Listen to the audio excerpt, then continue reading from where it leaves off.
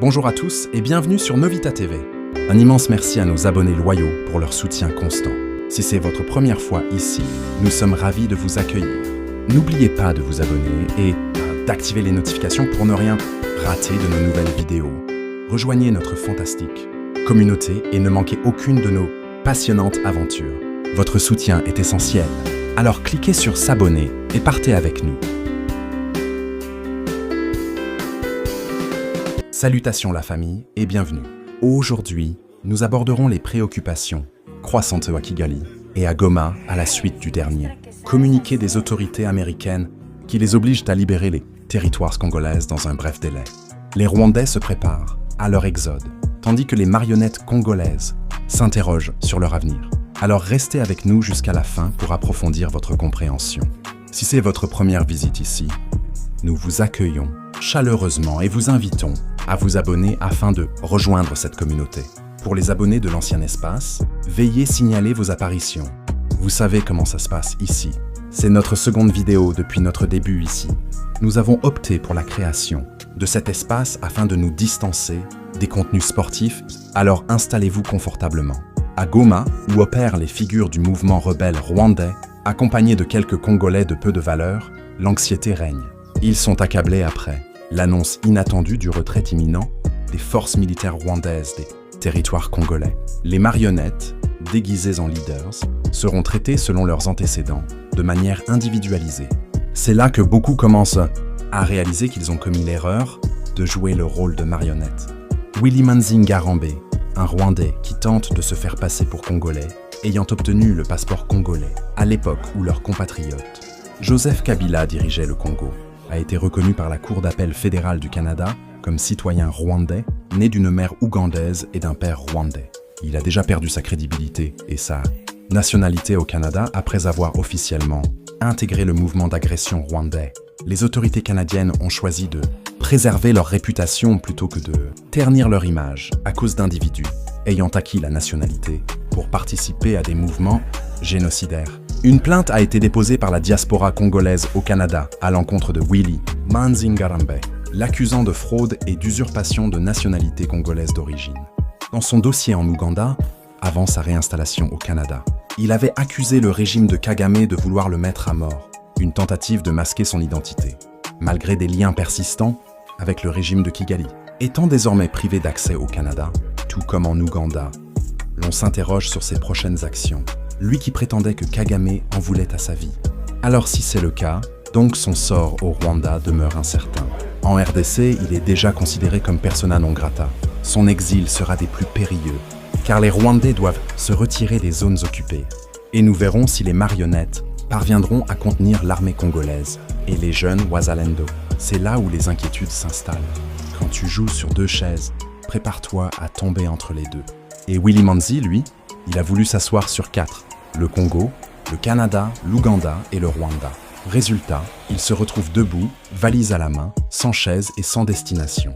Même Google Maps ne peut plus lui proposer un itinéraire sûr. Il disait que Kagame voulait sa peau, mais maintenant que les portes se ferment, il va devoir vérifier si son histoire était vraie ou juste un épisode mal écrit. Et pendant ce temps, les Wazalendo l'attendent, comme quelqu'un qui attend un invité qui ne viendra jamais.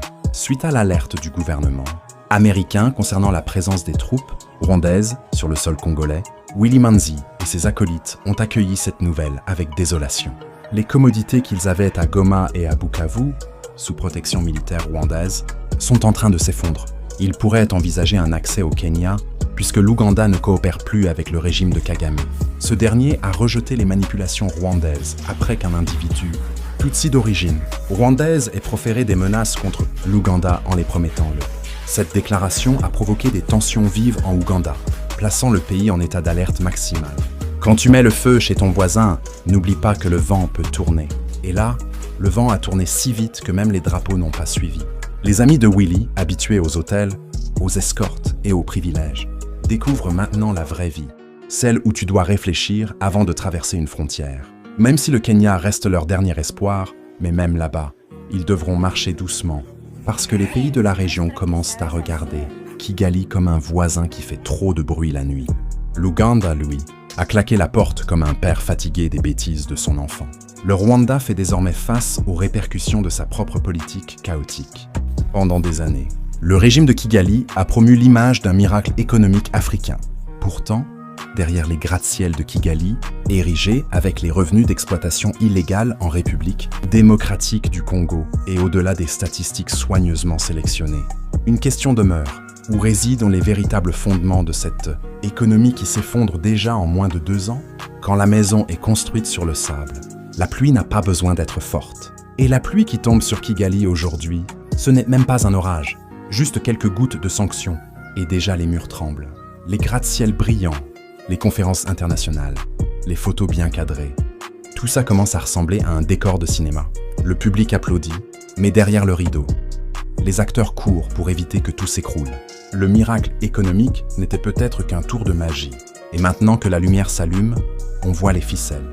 Au lieu d'édifier une économie autonome, susceptible de générer des richesses à partir de ses propres ressources, le régime de Kigali a largement tiré profit de l'instabilité dans l'Est de la RDC. Les minerais congolais ont constitué une part essentielle de la croissance tant vantée sur la scène internationale. Aujourd'hui, les temps ont radicalement changé. Tshisekedi a mis en lumière le fiasco connu de tous, mais longtemps ignoré. Quand tu manges chez ton voisin, n'oublie pas que la porte peut se fermer un jour. Et c'est exactement ce qui arrive à Kigali. Pendant des années, ils ont mangé comme si la cuisine congolaise leur appartenait. Maintenant que la porte se ferme, ils regardent autour d'eux, comme quelqu'un qui réalise qu'il n'a même pas de casserole chez lui. Le miracle économique ressemble soudain à un plat réchauffé trop de fois. Jour après jour, le Rwanda s'isole diplomatiquement davantage. Les sanctions se multiplient, les chaînes d'approvisionnement sont perturbées et de nombreux secteurs économiques stagnent. Le pays se retrouve acculé.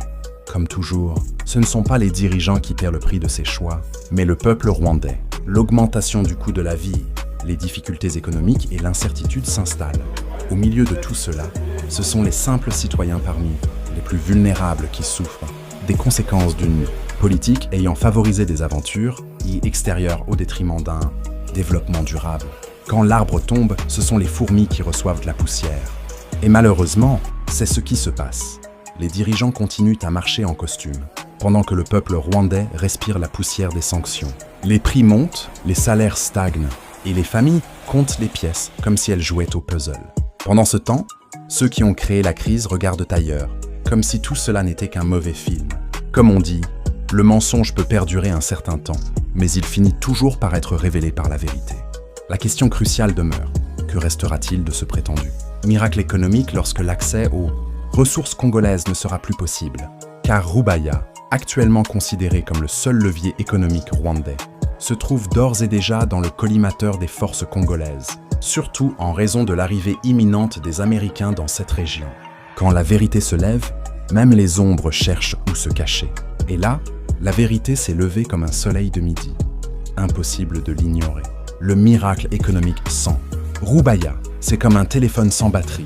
Ça ne sert plus à grand-chose. Et avec les Américains qui arrivent dans la zone pour les exploitations, Kagame doit sentir la chaleur comme quelqu'un qui s'assoit sur une chaise en métal, laissée au soleil. L'armée congolaise a procédé à la mise en place de nouvelles unités fraîchement revenues d'Israël et d'Égypte. Ces renforts sont destinés à se déployer dans l'Est de la RDC pour solidifier les acquis sur le terrain et renforcer la présence des forces régulières dans des zones stratégiques. Ce déploiement est porteur d'un message fort. La République démocratique du Congo demeure vigilante, déterminée et totalement engagée dans la défense de sa souveraineté et de son intégrité territoriale. Rien ne sera plus comme auparavant. Quand le lion se réveille, même les hyènes changent de chemin. Ces nouvelles unités, c'est exactement ça, le léopard congolais qui ouvre les yeux. Ces commandos venus d'Israël et d'Égypte donnent un message clair. Fini les improvisations, fini les reculs. Le Congo n'est plus dans la phase on observe. Il est maintenant dans la phase on avance. Et ceux qui pensaient que l'Est resterait un terrain de jeu vont devoir réviser leur plan. Le signal a été donné. Les forces congolaises sont déjà en action. Tandis que le soutien logistique américain continue d'affluer pour intensifier les efforts de l'armée congolaise. Les éclairs frapperont 2 lanternes derrière la cour et la nuit sera longue pour ceux ayant osé troubler la sérénité des citoyens congolais. Quand le tonnerre gronde, même les plus courageux rentrent leur poule. Et là, Le tonnerre congolais ne gronde pas doucement, il frappe comme un tambour de guerre. Les rebelles et leurs soutiens doivent sentir que la météo a changé. La nuit sera longue. Oui, surtout pour ceux qui pensaient que le Congo allait continuer à dormir. Cette fois, les éclairs ne sont pas là pour faire joli. À l'heure actuelle, les hauts plateaux sont devenus une option pour Kagame afin d'y établir ses hommes, tandis que Rubaya représente une solution de survie pour tenter de compenser les conséquences des sanctions économiques que les États-Unis prennent en préparation contre le régime de Kigali. Si l'intégralité de Minembwe tombe sous le contrôle des forces congolaises, avec les avancées significatives observées, tout espoir pour Kagame sera anéanti. Quand l'eau monte, même le crocodile cherche une colline. Et Kagame, lui, il regarde les hauts plateaux, comme un crocodile qui réalise que la rivière n'est plus sûre. Rubaya devient sa dernière bouée, mais même cette bouée commence à perdre de l'air. Si Minembwe tombe complètement, ce ne sera plus une défaite. Ce sera la fermeture définitive du chapitre « Créons notre pays au Congo ». Le rideau va se baisser, et cette fois, il n'y aura pas de rappel. Déjà, le Twigganero s'oppose à ce que des groupes arrivés de Kigali s'établissent là-bas, craignant une domination. C'est dans ce contexte que des affrontements ont eu lieu la semaine passée entre ces deux fractions, entraînant des pertes humaines dans les deux camps. Quand deux coqs se battent, c'est toujours la poussière qui raconte la vérité. Et là-bas, la poussière a tellement parlé qu'on aurait dit un journaliste en direct. Le Twigganero n'a pas attendu que quelqu'un vienne lui expliquer la géopolitique. Il a juste vu des nouveaux voisins arriver avec trop de confiance et il a dit « Stop, pas chez nous ». Résultat, affrontement, tension et chacun qui prétend avoir raison. On dirait deux chauffeurs de taxi qui se disputent une place de parking. Dans le conflit qui se déroule à l'est de la RDC, deux zones se révèlent aujourd'hui comme les véritables foyers de la coalition. M23 RDF, Rubaya dans le nord Kivu et Minembwe dans le sud Kivu. La perte de l'une ou l'autre pourrait engendrer un effet domino susceptible de fragiliser durablement l'ensemble du dispositif rebelle Tutsi. Quand un pilier tombe, le toit commence à réfléchir à sa vie. Et c'est exactement ce qui se passe. Rubaya et Minembwe, ce ne sont pas des simples localités. Ce sont les deux jambes du tabouret rebelle. Si une casse, l'autre commence à trembler comme un téléphone en mode vibration. Les rebelles savent très bien que perdre une seule de ces zones, c'est comme perdre la télécommande. Tout devient compliqué d'un coup. Mais malheureusement, ils vont le perdre car c'est le Congo et non Rwanda.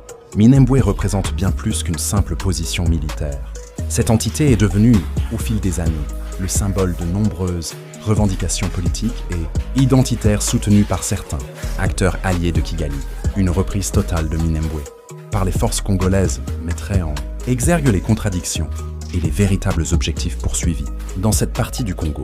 Cela renforcerait également la pression diplomatique déjà exercée sur le Rwanda, rendant plus ardue la préservation de son influence dans la région. Quand le masque tombe, même la nuit reconnaît le visage. Et si Minembwe tombe, dans sa totalité, beaucoup de discours vont commencer à perdre leur maquillage. Parce que cette zone, c'est un peu comme un décor de théâtre. Tant qu'il tient debout, tout le monde joue son rôle. Mais dès qu'il s'effondre, on voit qui faisait semblant, qui exagérait et qui tirait les ficelles. Kigali risque de sentir la chaleur, diplomatique comme quelqu'un, laissé dehors dans une salle de fête. Dans ce scénario, Kigali est contraint de réduire son engagement pour éviter un isolement. À l'inverse, Rubaya constitue le cœur économique de l'appareil rebelle. Cette zone est réputée pour son activité minière intense et est cruciale pour le financement des opérations militaires menées par le Rwanda au Congo. Une situation qui met Kagame dans une position délicate.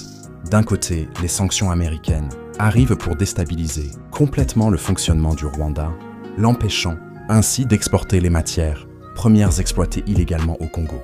Quand la poche se vide, même le pas du guerrier devient léger. Et Kagame le sait, toucher Rubaya, c'est toucher son portefeuille. Et quand les Américains commencent à fermer les robinets, même les plus grands stratèges deviennent nerveux. On dirait quelqu'un qui voit son forfait Internet expirer en plein appel important. Kigali doit choisir entre continuer la danse ou quitter la piste avant que la musique s'arrête brutalement. Si les forces congolaises parvenaient à reprendre Rubaya, la coalition rebelle, Rwandais perdrait une source essentielle de revenus. Les capacités de financement, d'approvisionnement et de maintien des forces sur le terrain en pâtiraient fortement. Sans cet influx économique, ce mouvement entrerait dans une phase de fragilité structurelle où le maintien de ses efforts militaires se révélerait considérablement plus ardu. Sans farine, même le meilleur boulanger ne fait pas de pain. Et sans Roubaïa, même le M23 RDF ne peut plus faire semblant d'être une armée organisée. Les armes, les munitions, les logistiques, tout ça coûte cher. Et quand l'argent disparaît, les ambitions disparaissent avec. Où on verrait les rebelles réfléchir comme des locataires en fin de mois. On continue ou on rentre à la maison? Roubaïa et Minambwe remplissent donc des rôles complémentaires. L'un assure la dimension financière du mouvement, tandis que l'autre soutient son aspect politique et stratégique. La perte de Roubaïa affaiblirait les ressources du Rwanda, tandis que la perte de Minambwe compromettrait son discours, ses alliances et sa position diplomatique. C'est pourquoi de nombreux observateurs estiment que la reconquête totale de l'une de ces deux zones par les forces congolaises pourrait créer une dynamique entraînant, à terme, la chute de l'autre. En d'autres termes, Roubaïa et Minambwe représentent aujourd'hui les deux piliers dont dépend une grande partie de la survie du Rwanda. La fin est arrivée de façon inattendue et Kagame voit son empire s'effondre jour après jour. Quand deux piliers craquent, même le roi descend du trône pour vérifier. Et Kagame, lui, il ne descend plus, il glisse. Chaque jour, un morceau de son influence tombe comme un fruit trop mûr. Roubaïa menace son économie, Minambwe menace son récit politique. C'est comme si son château était construit en cartes et que quelqu'un venait de souffler dessus. L'empire qu'il croyait solide commence à trembler comme un vieux tabouret. Et cette fois, personne ne vient le rattraper. Merci infiniment d'avoir regardé cette vidéo jusqu'au bout. Nous espérons que vous avez trouvé notre contenu aussi passionnant qu'enrichissant. Votre engagement signifie énormément pour nous. Alors, si cette vidéo vous a plu, n'oubliez pas de la liker, de la partager avec vos amis et de laisser un commentaire ci-dessous. Un grand merci à nos fidèles abonnés pour votre soutien continu. Vous êtes la force qui nous pousse à continuer de créer et de partager. Et si vous êtes nouveau ici, bienvenue dans notre communauté. Nous serions ravis de vous compter parmi nous. Alors n'oubliez pas de vous abonner et de cliquer sur la cloche pour ne manquer aucune de nos futures vidéos. Rejoignez la communauté Novita TV et ensemble, continuons à explorer, apprendre et grandir.